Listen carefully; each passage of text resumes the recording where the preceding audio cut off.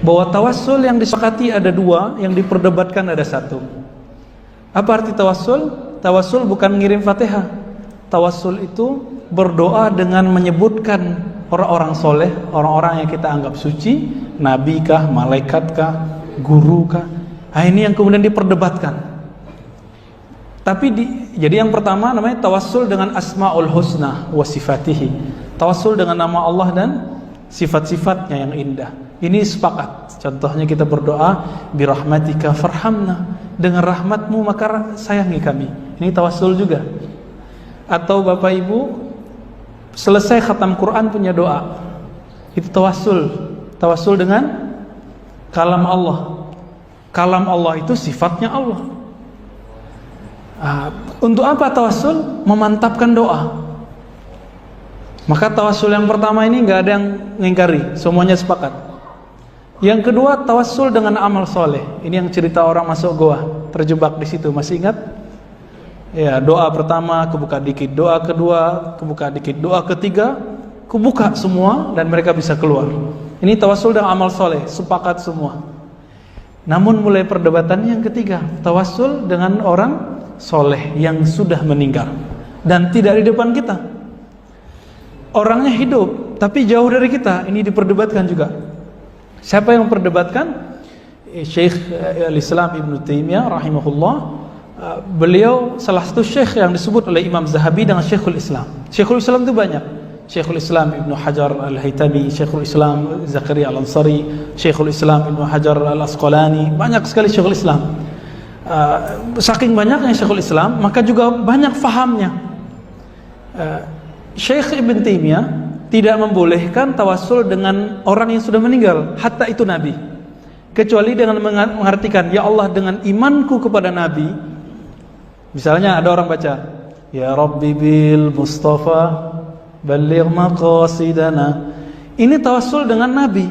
Ini diperdebatkan. Bagi Ibn Taimiyah boleh dengan syarat, ya Rabbi bil Mustafa, wahai Rabb dengan Nabi al-Mustafa, Nabi pilihan. Maksudnya apa? Dengan iman dan cinta kami kepada Nabi, maka kabulkan doa kami. Ini yang dibolehkan tawassul oleh Ibn Taimiyah rahimahullah. Ini imamnya Salafi, Pak. Tapi bukan salaf. Salaf itu sampai abad ketiga. Ibn Taimiyah rahimahullah sampai 728. Jadi sudah khalaf. Beliau mengatakan boleh menyebutkan bi Muhammadin atau bil Mustafa, artinya dengan iman dan cinta kami kepada Nabi. Nah, ini tawassul versi Imam Salafi. Tapi beberapa ulama Salafi belakangan, seperti guru dari guru saya punya guru namanya Syekh bin Baz rahimahullah di Saudi. 9 tahun beliau ngaji di Riyadh. Beliau mengatakan apa? Gak boleh mau bilang dengan imanku, apalagi versi orang-orang di Yaman atau di Al-Azhar. Jadi beliau nggak sepakat. Apalagi orang NU ya, dengan kemuliaan Nabi maka kabulkanlah doa kami. Bagi Syekh bin Baz nggak boleh. Siapa lagi? Syekh Albani rahimahumullah, Syekh Utsaimin, Syekh Saleh Fauzan. Ini satu grup kita sebut syuyukh salafiyah, syekh salafi. Namun Syekh Al-Azhar ini perlu kita ketahui, Pak, biar kebuka bahwa pendapat itu nggak satu model, ya. Teksnya sahih, pemahamannya macam-macam. Jadi tidak semua dalil yang sahih pemahamannya satu, ya. Ulama Azhar, ulama Yaman, ulama Maroko, ulama Suriah, ulama Kuwait kebanyakan membolehkannya. Ya Allah, dengan kemuliaan Nabi maka kabulkan. Ini fatwa dari Azhar, fatwa Darul Ifta membolehkannya. Nah, maka ya Rabbi bil Mustafa tidak bid'ah menurut ulama Azhar, tapi bid'ah menurut ulama Saudi. Ulama Saudi yang resmi, yang enggak resmi banyak yang membolehkannya ya. Saya sering berkunjung ke ulama yang tidak resmi itu. Karena kalau berguru yang resminya udah biasa, tinggal ngaji Pak habis subuh, mana dan habis maghrib, kita bisa duduk ya di beberapa bab, pintu-pintu Al-Aziz apa ya. Itu banyak majelis-majelis yang resmi dari Masjidil Haram. Itu baru muncul secara terbuka sejak tahun 80-an. Sebelumnya semua imam-imam mazhab, syekh-syekh mazhab lintas paham masih boleh ngajar di Masjidil Haram. Semenjak tahun 80-an nggak boleh, Pak. Nah, makanya sekarang kita tahunya masjid Al-Haram begitu aja modelnya. Bismillahnya nggak pernah dijahar lagi. Subuhnya nggak kunut-kunut lagi, ya. Di sini ada kunut nggak subuhnya? Ya, sesekali nggak kunut, sesekali kunut, nggak apa-apa, bagus begitu. Karena ada hadis yang sahih mengenai kunut, ada hadis sahih tidak kunut. Yang afdol mengamalkan dua sunnah itu. Oh, saya kan Syafi'i. Imam Syafi'i ngomongnya apa? Idza sahhal hadis fa huwa madhhabi. Jika itu sahih, itulah mazhabku. Tapi ini perkataan ini diperdebatkan maknanya, ya. Ini sahih menurut Imam Syafi'i, bukan menurut ente. Ya sudah, ya. Ini perbedaan kita. Kalau kita ngotot dengan satu paradigma, hancur masjid ini. Ya, biar masjid ini indah seindah Asmaul Husna, maka kita harus cover semua, Pak. Ya, yang masih bisa diajak kerjasama membangun masjid, kita ajak dia. Kalau enggak, ya sudah, kita tinggal dia.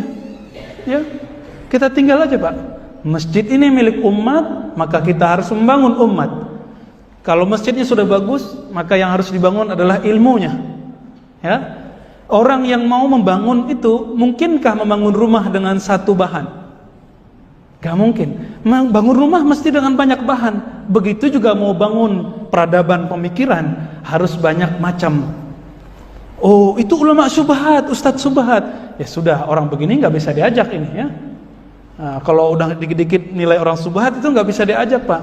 Nah, orang kayak gini kita ajak ngobrol bahwa gak bisa bangun umat dengan satu paradigma. Ya, paradigma itu sudah banyak semenjak zaman Nabi SAW. Jadi Bapak Saudara makan Allah, jika ragu tentang tawasul dengan orang wafat walaupun soleh, hatta itu Nabi, antum boleh tinggalkan, ambil yang disepakati. Tapi kalau yang ikut ulama Azhar, silakan.